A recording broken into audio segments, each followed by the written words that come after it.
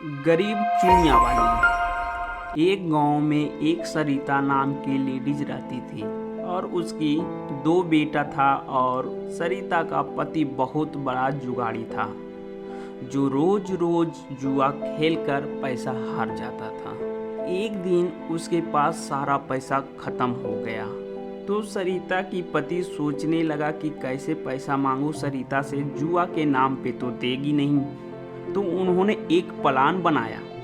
Plan यह था कि सरिता को बोलूँगा कि मैं एक नया बिजनेस चालू करने जा रहा हूँ तो वह पैसा दे देगी। तो उसके पति सरिता के पास गया और बोला, सरिता जरा इधर सुनो तो सरिता उसके पास आया और बोली, क्या बात है जी, आज बहुत प्यार से आपने हमें बुलाए हो। तो उसके पति बोला, सरिता आज से मैं एक नया बिजनेस शुरू करने जा रहा हूँ, अगर तुम्हारे पास कुछ पैसा है तो हमें दे दो। सरिता ने भी सोचने लगा, अगर हमारे पति एक नया बिजनेस चालू कर देते हैं तो हमारा घर अच्छा से चल पाएंगे, क्योंकि हमारे पति कुछ तो करते नहीं, इधर से उधर घूमते रहते हैं। तो सरिता ने कुछ पैसा उन्हें दे दिया और बोला कि जाइए जी, आप ये पैसा से बिजनेस स्टार्ट कर सकते हो, हाँ लेकिन अच्छा से बिजनेस करना। तो उसके पति ने बोला, हाँ मैं अच्छे से ध्यानपूर्वक बिजनेस स्टार्ट करूँगा। और उसके पति के हाथ में पैसा जैसे ही गया उसके अंदर मन में खुशी आ गया और वह फिर से जुआ खेलने निकल पड़ा और फिर से सारा पैसा वह हार गया और फिर उदास होकर अपने घर आ गया। घर जैसे ही आया तो सरिता ने बोला, क्या हुआ जी, इतनी उदास हो। तो उसके पति ने बोला, क्या बताऊं, हमें और बिजनेस में पैसा की ज़रूरत है, हमें घाटा हो रहा है, पूरा सामान नहीं लगा पाऊंगा तो उतना फ़ायदा नहीं हो पा रहा है। तो सरिता बेचारी ने सोचने लगी, क्या करूं, अब तो हमारे पास पैसा नहीं है, सारा कुछ मैंने तो आपको दे दिया था। तो उसकी माँ ने एक सोने की हार दी थी तो वह उसके पास बचा हुआ था। तो वह अपने पति से बोली, सुनिए जी, हमारे माँ ने एक सोने के हार दिया था, वो बचा हुआ है, आप उसे ले लीजिए और दुकान में जाकर बेच दीजिएगा, कुछ पैसा हो जाएगा तो आप उससे बिजनेस स्टार्ट कर सकते हो। तो उसके पति ने बोला, हाँ ठीक है, दे दो, उसको मैं बेच कर अपना बिजनेस में पैसा लगा दूंगा।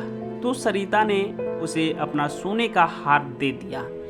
जैसे ही सोने का हार दिया उसने बाजार में जाकर बेच दिया और फिर से जुआ खेलना चालू कर दिया और फिर दोबारा हार गया। तो इसी तरह से डेली कुछ ना कुछ घर से ले आता और सारा कुछ घर का सामान खत्म हो चुका था। वो पूरा गरीब बन चुका था जुआ के कारण। एक दिन ने सरिता की पति को उसके पड़ोसी ने देख लिया, जुआ खाना में जुआ खेल रहा था। तो वो अपने घर जैसे ही आया और सरिता के घर गया और सरिता से पूछा, सरिता जरा इधर सुनो तो, तुम्हारे पति कहाँ है अभी। सरिता ने बोली, मेरे पति तो मार्केट गए हैं बिजनेस करने के लिए। नहीं सरिता, मैंने अपने आंखों से देखा हूँ कि तुम्हारा पति जुआ खाने में जुआ खेल रहा है। इतना कहते ही सरिता ने सारी बात को समझ गई कि उतना दिन से इन्होंने हमारे साथ चीटिंग कर रहे थे और जुआ में सारा पैसा हार रहे थे। अब बेचारी सरिता कर ही क्या सकती थी, ना तो उसके पास खाने के लिए कुछ उतना व्यवस्था था, ना तो कुछ कर सकती थी और अपने बच्चे को भी स्कूल भेज नहीं पा रही थी, क्योंकि पैसा तो उसके पास था नहीं और उसके पति ना तो कमाता ना तो कुछ करता और घर के ही पैसा सारा हार रहा था जुआ में। तो इसी तरह से उसका जिंदगी चल रहा था। और एक दिन सरिता ने सोची कि मुझे ही कुछ करना पड़ेगा, क्योंकि मेरा पति तो नालायक है। तो सरिता मन में ही ठान लिया, अब मैं अपने घर के सामने ही एक चूड़ी की ठेला लगाऊंगा और मैं उससे कुछ इनकम कर पाऊंगा। और सरिता ये भी सोचने लगी कि पैसा कहाँ से लाऊंगा। लेकिन उसकी माँ ने एक सोने की चूड़ियाँ दी थी, उसने वह बेच दिया। बेच देने के बाद उसने बहुत सारा चूड़ियाँ ले लाया और अपने घर के सामने एक चूड़ियाँ का ठेला लगाने लगी और चूड़ियाँ वहाँ से बेचने लगी। चूड़ियाँ भी बहुत बिक जा रहा था और उनका घर चलने लगा।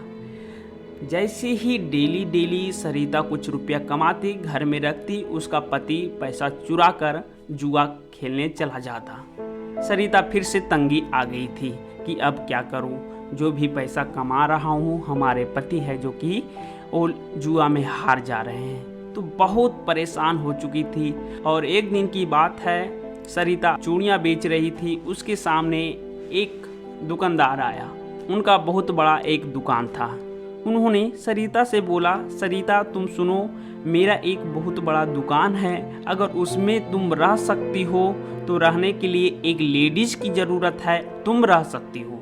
सरिता ने भी तैयार हो गया कि अब क्या कर सकता हूँ मैं यहाँ तो मेरे लिए कुछ है ही नहीं, सारा जो भी कमाता हूँ सब खत्म कर दे रहा है। तो सरिता ने अपने बच्चे के साथ उस दुकान में चला गया और उसे 10,000 रुपया महीना देना चालू कर दिया वो दुकानदार ने, और अपने बच्चे को भी स्कूल भेजने लगा। कुछ दिन काम की सरिता, इसी तरह से इनका ज़िंदगी चलने लगा। अपने बच्चे को पढ़ा पा रही थी, अच्छा से खा रही थी, पी रही थी, सब कुछ अच्छा से चलने लगा। और उधर उसके पति भूखे प्यासे घर में रहता, ना तो उसके खाने पीने की व्यवस्था था, ना तो कुछ करने की व्यवस्था था, क्योंकि सारा कुछ जुआ में वो हार चुका था। और जो कर्म किया था उस पर पछतावा कर रहा था, मन ही मन सोच रहा था, पछतावा कर रहा था कि मैंने क्या किया है। तो उन्होंने एक मन में ठान लिया कि हमें सरिता से माफ़ी मांगनी चाहिए और जो मैंने किया दोबारा नहीं करूँगा।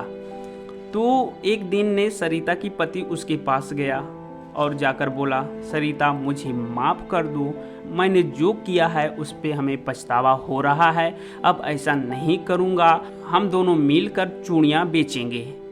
और कौन नहीं चाहता कि हम सभी परिवार एक साथ रहें। और सरिता ने उसके हाव भाव को पहचान ली और मन में सोचा कि ये बंदा सुधर गया है। और वह वहाँ से अपने घर चला गया और फिर से वह अपना चूड़ी की दुकान लगाने लगा और चूड़ियाँ बेचने लगा, पति पत्नी दोनों मिलकर, और घर अच्छे से चलने लगा, खाने पीने का सारा कुछ व्यवस्था होने लगा और इसी तरह से सभी परिवार खुशी खुशी रहने लगा। तो इसलिए कहा जाता है कि किसी चीज की ज़्यादा आदत नहीं लगानी चाहिए। जिसे आपने देखा कि सरिता की पति किस तरह से आदत से लाचार थे, हद से ज़्यादा उसे आदत लग चुकी थी, अपना सारा कुछ बेच चुके थे, ना तो उसे खाने पीने की चीज़ बची हुई थी। इसलिए कहा जाता है हद से ज़्यादा आदत मत लगाओ, जितना हो सके उतनी ही करो। अगर आप इसी तरह से अच्छी अच्छी कहानियाँ सुनना चाहते हैं तो हमारे चैनल को सब्सक्राइब करना ना भूलें और लाइक ज़रूर कीजिएगा।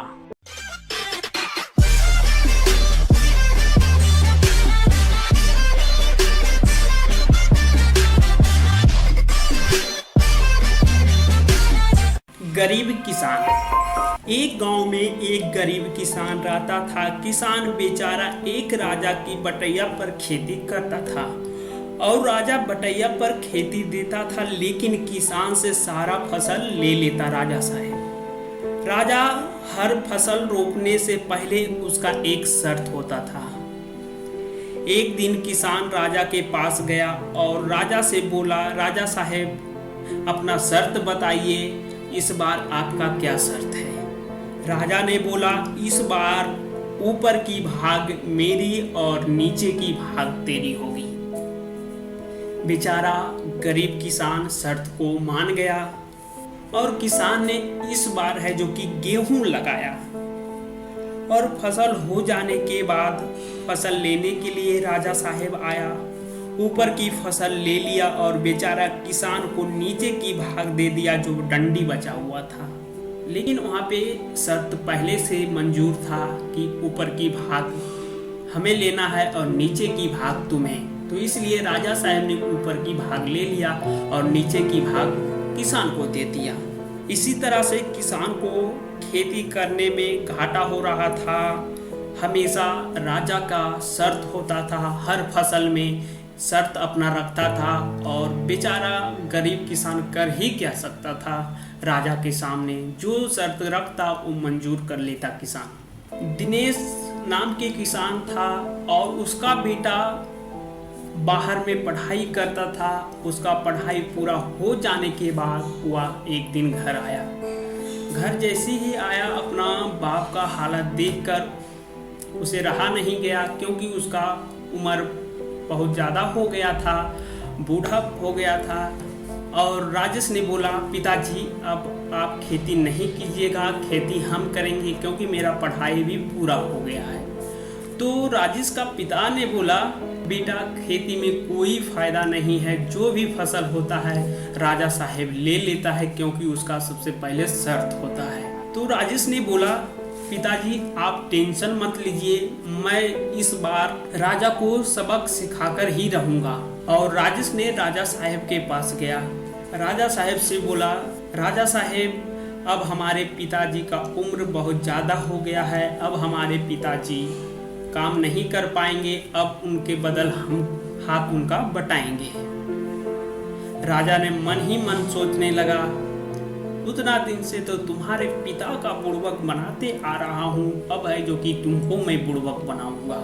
राजेश ने बोला, राजा साहेब अपना शर्त बताइए, इस बार आपका क्या शर्त है। तो राजा साहेब ने बताया, इस बार नीचे की भाग मेरी होगी, ऊपर की भाग तेरी होगी। राजेश ने बोला, ठीक है राजा साहेब, ये शर्त मुझे मंजूर है। और राजेश वहां से चला गया। इस बार राजेश ने धान लगाया। धान हो जाने के बाद राजा साहेब फिर अपने खेत आए। खेत में आकर देखा तो यहाँ धान बोया हुआ था, और राजेश का ऊपर की भाग था, क्योंकि शर्त लगा हुआ था। ऊपर की भाग राजेश को मिला, नीचे की भाग राजा साहेब को। इतना देखते ही राजा साहेब को गुस्सा आ गया और मन में सोचने लगा, रुको, तुम बहुत तेज बन रहे हो। और राजा साहेब ने बोला, इस बार शर्त है कि नीचे की भाग मेरी होगी, ऊपर की भाग तेरी। फिर से राजेश ने बोला, ठीक है राजा साहेब, मुझे मंजूर है, जैसी आपकी इच्छा। तो राजेश ने फिर इस बार है जो कि मूंगफली लगा दिया। मूंगफली हो जाने के बाद फिर से राजा साहेब खेत में आया और फिर देखा यहाँ तो मूंगफली लगा हुआ है, और यहाँ पहले से शर्त मंजूर था। राजा साहेब इतना देखते हुए आग बबूला हो गया और सोचने लगा, बहुत तेज बन रहे हो, रुको, तुमको बताता हूँ। इस बार शर्त है, ऊपर भाग मेरी, नीचे भाग तेरी, बीच की तुम्हारी। तब भी राजेश ने शर्त को मंजूर कर लिया। ठीक है राजा साहेब, आपकी शर्त जैसी हो, आपकी ऊपर और नीचे दोनों, बीच के मेरी, ठीक ना। तो राजा साहब बोला, ठीक है, कोई दिक्कत नहीं। हाँ, बहुत तेज तुम बन रहे हो, रुको, तुमको मैं सिखाता हूँ सबक। जैसे तुम्हारा पिता को सिखाते आ रहा हूँ सबक, वैसे मैं इस बार तुम्हें भी सिखाऊं। बहुत चतुराई दिखा रहे हो तुम। राजेश ने इस बार गन्ना बोया। गन्ना हो जाने के बाद राजा साहेब फिर आया और देखा कि इस बार गन्ना बोया हुआ है। तो ऊपर की भाग राजा साहेब के और नीचे की भाग राजा साहेब की और बीच की भाग राजेश को मिला। तो अब राजा साहेब को पता हो चुका था कि हम किसान को कितना सताए थे और अपने किए कार्य पर बहुत पछतावा हो रहा था कि मैं बहुत अत्याचार किया किसान के ऊपर, ऐसा नहीं करना चाहिए। और राजा साहेब राजेश से माफ़ी मांगने लगा, राजेश मुझे माफ़ कर दो, जो मैं सभी किसानों के साथ अत्याचार किए आ रहा हूँ उस पे हमें पछतावा हो रहा है। तुमने हमें एक ही सीजन में सब कुछ सिखा दिया कि कैसा पछतावा होता है, क्या मेहनत होता है। मुझे माफ़ कर दो, क्षमा कर दो, अब इस बार से ऐसा नहीं होगा। और राजा साहेब ने ऐलान कर दिया इस बार कि जितने भी किसान मेरी खेती कर रहे हो, आधा हिस्सा तुम्हारी और आधा हिस्सा हमारी, और जो भी फसल में पैसा लगेगा आधा हम देंगे, आधा तुमको देना पड़ेगा। तो सभी किसान खुशी हो गए, खुशी में झूम उठे और सभी किसान मेहनत से काम करना चालू कर दिए और खुशी खुशी रहने लगे।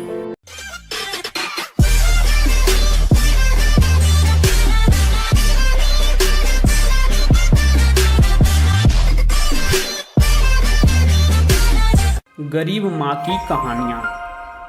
एक गांव में एक रामू नाम के व्यक्ति और उसका पत्नी रहती थी। वह बहुत गरीब परिवार में एक था। रामू के दो बेटियां थी, सिंकू और मिंकू। रामू बेचारा जंगल से लकड़ी काट कर लाता और उसे बाजार में जाकर बेचता। तब रामू का परिवार खाना पीना खा पाता। और रामू जरूर गरीब था, लेकिन अपने दोनों बेटियां को स्कूल जरूर भेजती पढ़ने के लिए, चाहे एक दिन खाना खाए या नहीं खाए। रामू में ये सोच जरूर था।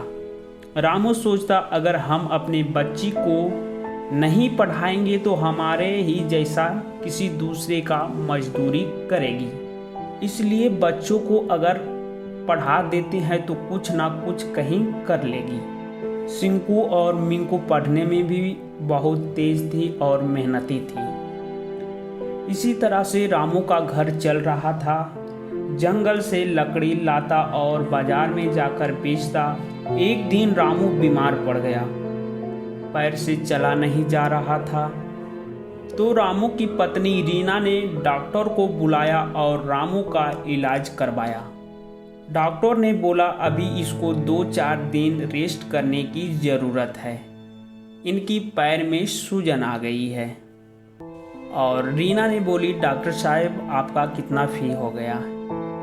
डॉक्टर साहब ने बोला, हमारा 200 रुपया हुआ है।